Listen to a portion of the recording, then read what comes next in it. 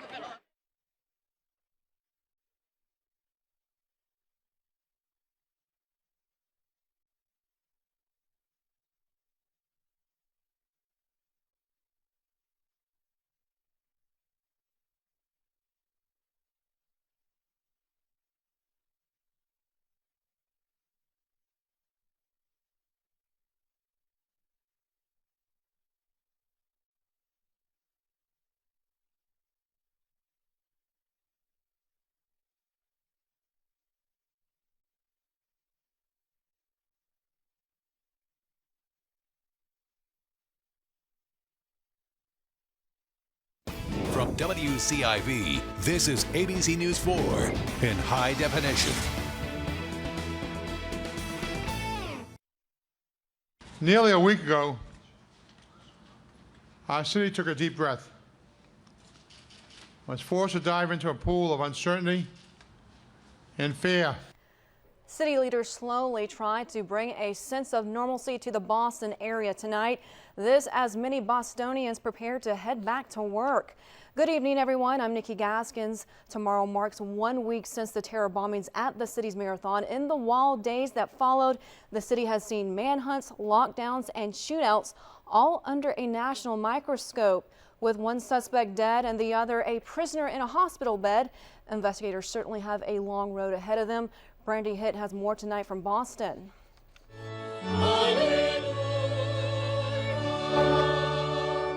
The grieving and healing continues in Boston, with families gathering to honor the victims at Sunday Mass. America,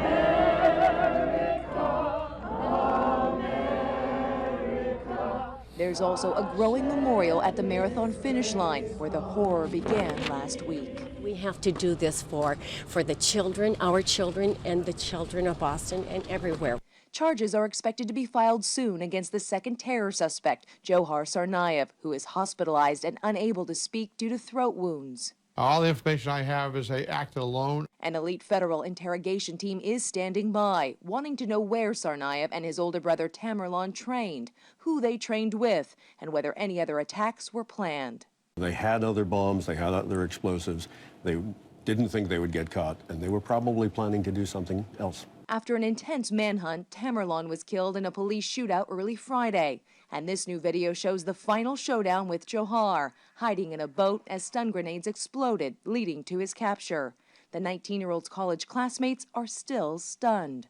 He liked to smoke, he liked girls, he was definitely social. That's why I can't make sense of it. Investigators are looking into Tamerlan's recent trip to a region of Russia that has become a hotbed of militant Islamic activity. And while the investigation continues, families of the victims are preparing to say goodbye. A wake is being held for 29-year-old Crystal Campbell today. She will be laid to rest tomorrow. And here on the streets of Boston, a moment of silence will be held at 2:50 tomorrow afternoon, the exact moment the bombings took place. Brandy Hitt, ABC News, Boston. And support for Boston spreads all across the country. Here in Charleston, a small group run to honor the victims turned into something much more this morning. Word of the Charleston run took off on social media. About 700 people showed up at Colonial Lake to run for Boston, nearly doubling the number of anticipated runners in just one day. ABC News 4's Ava Wilhite was there and has our story tonight. The bombing of the Boston Marathon happened 972 miles away from Charleston, but today these runners will run 3.1 miles for the victims. It was a silent start. 26 seconds of silence to remember the 3 lives lost and hundreds injured on Marathon Monday in Boston. Because I woke up on Tuesday morning after the tragedy on Monday, and I really wanted to just do something. Organizer Adrian Levy took to social media to encourage a few friends to come out for a quick run, but the idea quickly spread. And when they found out I was doing this, and when they found out how big the race had gotten, so many people stepped up to make donations. So it's been really amazing. Among the runners in the crowd were those who ran the Boston Marathon. Some who didn't finish, and one who did. It was a horrible tragedy, and it ruins, of course, the lives of many thousands of people, but the fact that the Boston event after the race is really where the best part is, and of course that was ruined for everybody this year. Bill Rowell was running the marathon for the second time, and even though he finished, he was thankful for the opportunity to run again. Just to show the support for the people of Boston and for runners everywhere, and I'm so happy that the organizers here put this on. It was through a sea of Red Sox baseball caps, jerseys, and bandanas that James Smith crossed the finish line. My son has always told me that Charleston is the Boston of the South. Smith says his daughter ran the Boston Marathon 8 years in a row. She was able to text me that she was safe. I found out after the fact that she was at the finish line during the explosion and was scared by it and moved with the crowd away from the area as quickly as possible. This is not exactly finishing in Copley Square in the middle of Boston, but today these Charleston runners are all Boston. In downtown, Ava Wilhite, ABC News 4. It wasn't just runners in Charleston honoring the city of Boston. There was overwhelming support in London's marathon today. Over the past week, many feared a repeat attack in London's race because of the size and magnitude of that event. But runners in London wouldn't let that attack scare them away. How can you not run for the people of Boston and think about that? So motivational and inspirational. We said it, we did it. Sub 3 for Boston. We love you people. Martin, Richard, God bless you. Run for Boston. There was increased police presence at the London Marathon, but no issues or threats were reported. And good evening, everyone. A quick look at your forecast tonight. You know, it was chilly today with those blustery, gusty winds, and they continue as we go through the overnight hours and into early tomorrow morning. Right now, 59 degrees in Charleston and in Somerville. Same deal for Orangeburg, Walterboro, and Beaufort. Everyone coming in at 59 with those wind gusts currently up to 23 miles per hour for Charleston, up to 26 miles per hour for Beaufort. And on occasion, it is possible you could see gusts up to 40 miles per hour, especially along the coastline, until 6 a.m. tomorrow morning. Showers mainly offshore. You know what? A few of them trying to work their way inland. You see just north there of Johns Island by Cook's Crossroad, one tiny isolated shower. Most of us, though, stay dry. Any lingering showers tomorrow morning, it will still be windy. Then we start to see some improvements. Clouds get out of here and those winds die down. We'll talk more about a midweek warm up coming up. Nikki. And that heavy wind created some problems for drivers going across the Wando Bridge earlier this afternoon. An overturned trailer blocked several lanes on 526 East. Several kayaks were also scattered across the roadway, causing some traffic delays for drivers. Aviation officials say you should expect some flight delays across this country starting today. This as the FAA starts automatic spending cuts mandated by Congress. FAA officials say there was no way to avoid it. The spending cuts will affect air traffic control towers, but officials say some airports will feel the effects more than others. And here in Charleston, FAA officials say we won't be affected too much by this. In a statement today, officials say Charleston International is not among the airports that we expect to see some serious delays on a daily basis. However, air traffic controllers at all of our facilities will be subject to furloughs. Depending on the time of day, the weather, and traffic conditions at other airports, it's possible that delays still could affect flight schedules. And to some news now on the District 1 special election. Elizabeth Colbert Bush went door to door this afternoon, meeting the residents of West Ashley. Now just 2 weeks away from the special election, her opponent, Mark Sanford, has criticized her for only agreeing to a one debate with him. The Democrat shied away from criticism when asked about it earlier today. I'm really looking forward to the debate on April the 29th, and we have a full agenda, and we have got to meet those commitments we already have. But I'm looking forward to debating him on the 29th. The debate is just over a week away at the Citadel. Sanford spent the day at the Heritage in Hilton Head. He'll be back in the Lowcountry campaigning tomorrow. Well, coming up on ABC News 4 at 11, Twitter adds a new music service to its roster. The details a little later in the show. But first, meteorologist Aaron Kinsel has your full forecast for that week. That coming up next after the break.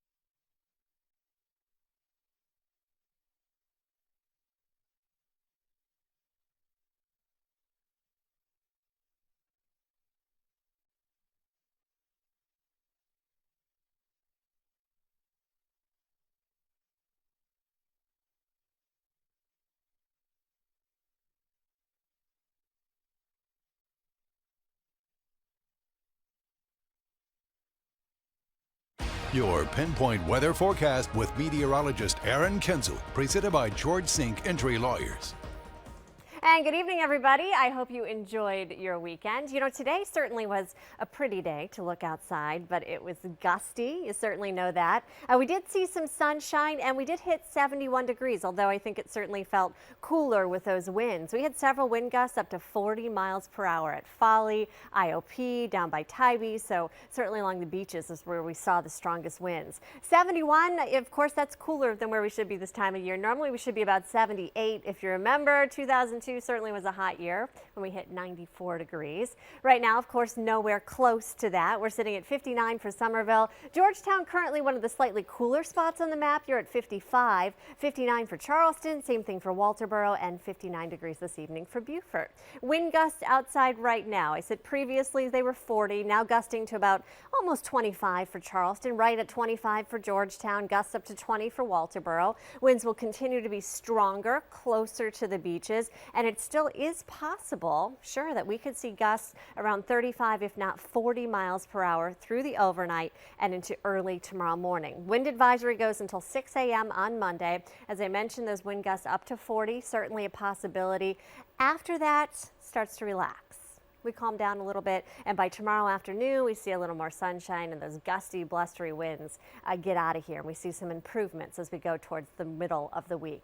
Here's your planner, though. Early Monday morning, 7 a.m. if you're on the road to work, a windy, tiny chance of a few isolated showers, 50 degrees. That rainfall mainly likely south of Charleston. I'll show you that in a second. 62, still slightly breezy by the afternoon, much calmer, and 66 degrees. More sunshine by the afternoon. Those clouds decrease. However, obviously, it's still going to be cooler than normal for this time of year. What's going on? We have a cold front that's now stationary. It was a cold front. Now this front is kind of hanging offshore. High pressure to the north. So as we sit between these two systems, that's what's creating those winds. We're kind of sandwiched between two weather makers, creating those gusty conditions. As far as rainfall, right along that front off the coast, we are seeing some showers and storms and just a few isolated showers. Right now down by Hilton Head, trying to kind of work their way on shore. They'll remain isolated, meaning very limited in coverage and in activity through the overnight and into early tomorrow morning until they get out of here.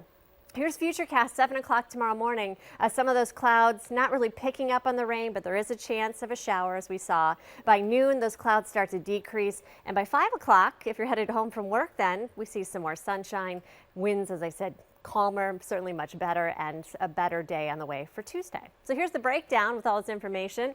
Tonight, 46 for Somerville, 50 right at Charleston, 54 degrees by Folly. Breezy, isolated showers mainly south of Charleston. Tomorrow, we're only looking at the upper 60s, 68 your high in Charleston, 65 IOP, 67 degrees for Georgetown. Your beach forecast, high tide 4:42 this morning, low tide 11:04 in the morning. Winds 15 to 25 early on, then diminishing. Wave height still 2 to 4 feet, at least in the morning. We warm up into the mid-70s, more sunshine by midweek. Thursday, as you make your plans, next chance of rain late as a cold front moves to the low country. More news and sports coming up. Stick with us.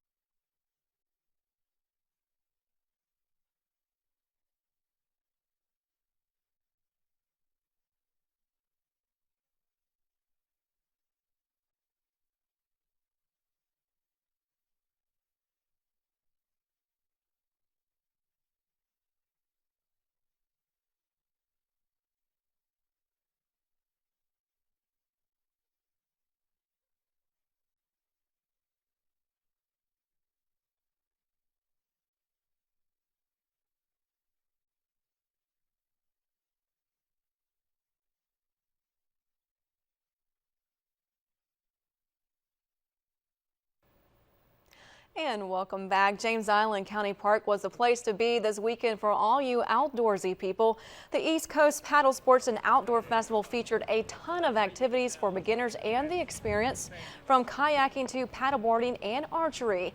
The festival was previously known as the East Coast Canoe and Kayak Festival, but was expanded in 2013. I can't say enough about the organization of the festival. It's fantastic. The park here is beautiful. This is the first time, like I said, that we've been in Charleston. Just a beautiful city and really enjoyed being here. Some other additions to this year's festival were slacklining, disc golf, and mountain biking. The festival is put on every year by Charleston County Parks. In tech news tonight, Twitter adds a music service to its roster. Karen Kafa has the details with her Clicked-In report. Twitter has pressed play on a music app for all 200 million of its users after sound-checking it with celebrity musicians first. The app allows users to discover new music based on everyone they follow. A Now Playing list shows users what's popular among connections. Another chart shows what's popular among all users. You look at your Twitter app, you look at the people you're following, and it can show you what their tracks are, etc. If you have one of the music subscription services like Spotify or RDO, you can actually listen to full tracks from within the Twitter app. It also gives music lovers the chance to tap into the tastes of their favorite artists. If you click on that artist, it's going to take you to the people that that artist follows, and the musician specifically. And that's, I think, the really powerful aspect of Twitter Music, because it allows you to see who influences the people that influence you. Twitter's mobile music app is available for Apple right now. Android will come later. It arrives just 3 months after the launch of Twitter's video app Vine, which lets users tweet 6-second videos. I'm Karen Kafa, and you're now Clicked In. Coming up next in sports, we're going all over the state for college baseball from today. And the final round of the Heritage on Hilton Head Island goes to a playoff. Scott Eisberg with that and more next in Sports 4.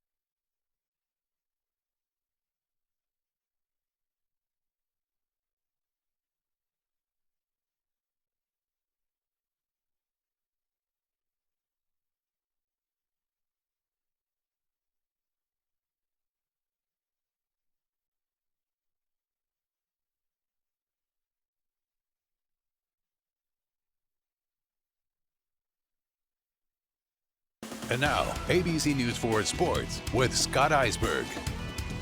Down to the wire. Good evening, I'm Scott Eisberg. The PGA Tour's only stop in the state of South Carolina this year turns out to be a good one. The Heritage tight at the top coming into today. The key today with the winds on Hilton Head Island, just hold steady. Only 3 players going under par on the day.